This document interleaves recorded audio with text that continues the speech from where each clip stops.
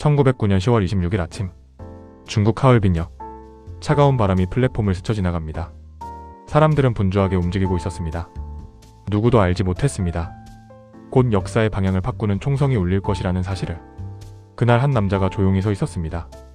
검은 코트, 굳게 담은 입술, 그리고 흔들림 없는 눈빛. 그의 이름은 안중근. 31살. 아직 젊은 나이였습니다. 하지만 사실 그의 싸움은 그날 시작된 것이 아니었습니다. 이미 1년 전부터 시작되고 있었습니다. 오늘 우리는 총을 쏜 안중근이 아니라 총을 쏘기 전에 안중근, 그리고 죽음을 준비했던 안중근의 마지막 1년을 따라가 보려고 합니다. 잠시 상상해 보십시오. 여러분이 안중근입니다. 집에는 사랑하는 아내가 있습니다. 어린 자식들도 있습니다. 부모님도 계십니다. 지금이라도 포기하면 가족과 함께 살 수 있습니다. 하지만 나라가 무너지고 있습니다. 사람들은 희망을 잃고 있습니다. 그때 여러분은 어떤 선택을 하시겠습니까? 1908년, 안중근은 만주를 떠돌고 있었습니다. 독립운동은 쉽지 않았습니다. 총도 부족했습니다. 돈도 부족했습니다. 먹을 것도 부족했습니다. 함께 싸우던 동지들은 굶주림과 추위에 지쳐갔습니다. 어느 날 밤, 작은 오두막, 희미한 등불 아래 독립군들은 둘러앉아 있었습니다. 누군가는 말했습니다. 우리가 이길 수 있을까요? 또 다른 사람은 고개를 숙였습니다. 나라를 빼앗긴 사람들의 얼굴에는 절망이 가득했습니다. 그때 안중근이 조용히 입을 열었습니다. 반드시 이긴다. 놀랍게도 그는 승리를 확신하지 않았습니다. 하지만 희망을 포기하는 순간 정말로 끝난다는 것을 알았습니다. 여기서 중요한 사실이 있습니다. 안중근은 원래 군인이 아니었습니다. 그는 부유한 집안 출신이었습니다. 교육도 받았습니다. 사업도 할 수 있었습니다. 편하게 살 수도 있었습니다. 그러나 그는 자신만 편하게 사는 삶을 선택하지 않았습니다. 왜였을까요? 그는 이렇게 말했습니다. 사람이 해야 할 일이 있다.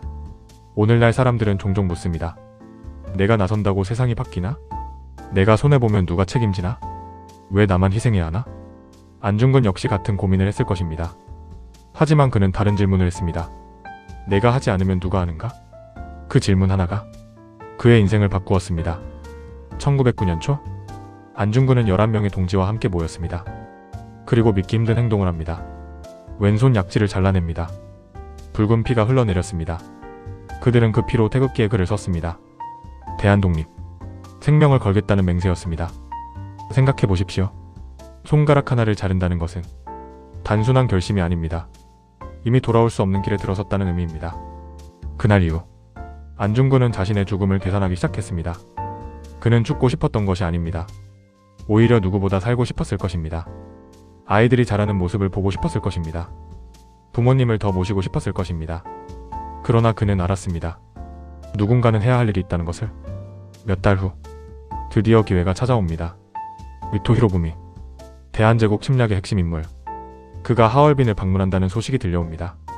안중근은 결심합니다. 그날 밤, 잠을 이루지 못했을 것입니다.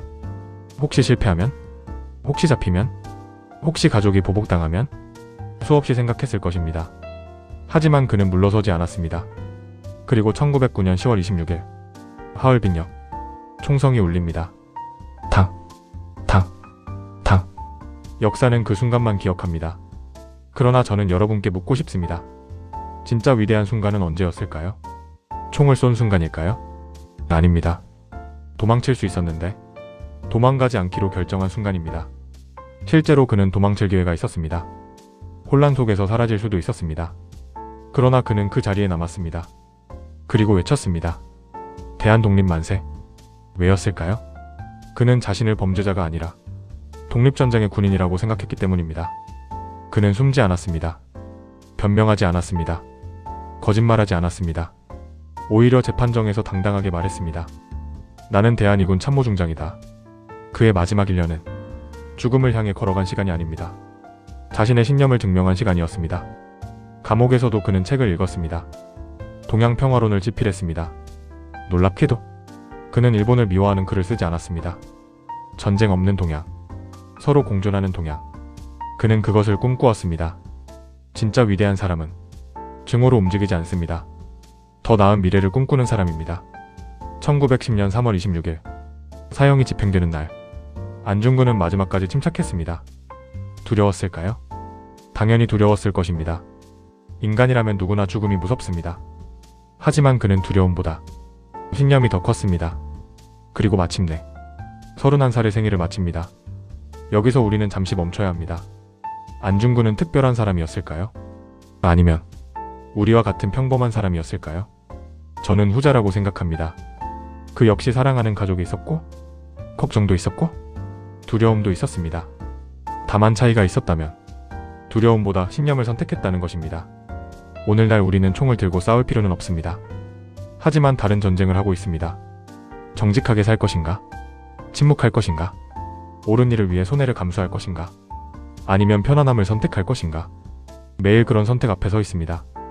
안중근의 마지막 1년은 총에 대한 이야기가 아닙니다. 용기에 대한 이야기입니다. 그리고 우리에게 묻습니다. 당신은 무엇을 위해 살아가고 있는가? 당신이 끝까지 지키고 싶은 가치는 무엇인가? 세상이 모두 반대하더라도 지킬 수 있는 신념이 있는가? 이 질문에 답할 수 있다면 안중근의 마지막 1년은 100년 전 이야기가 아닙니다. 바로 오늘 우리 자신의 이야기가 됩니다.